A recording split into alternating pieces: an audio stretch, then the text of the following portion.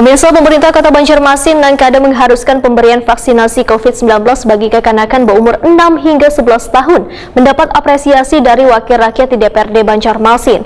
Setelah dipelajari, ternyata vaksinasi COVID-19 bagi kekanakan ini kadang merupakan syarat, tapi hanya berupa himbauan. Sehingga kadang menginginkan bila himbauan disalahartikan menjadi penghalang kekanakan untuk kadang bisa melakukan pembelajaran di sekolah.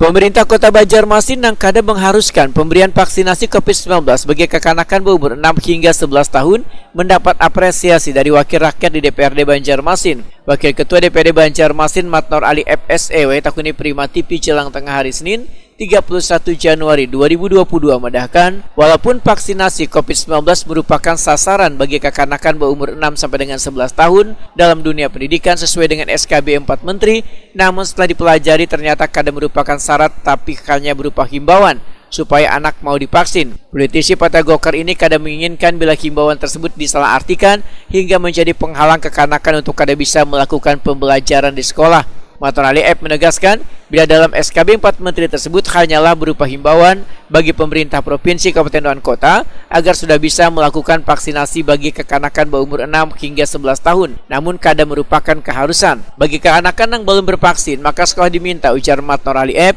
untuk mengedukasi mereka agar menjaga aturan protokol kesehatan sesuai dengan anjuran pemerintah.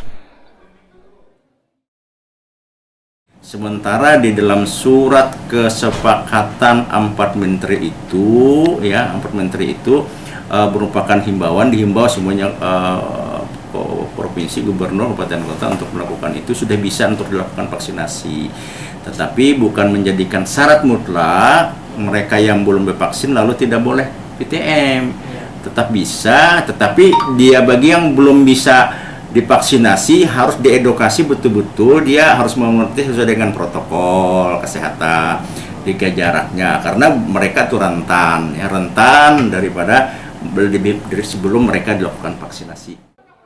Matnor Ali F menambahkan, sekolah tetap memberikan pembelajaran tatap muka bagi kekanakan yang belum bervaksin, namun mereka diminta untuk mematuhi protokol kesehatan, begitu juga bagi yang sudah bervaksin, supaya pembelajaran berjalan dengan baik.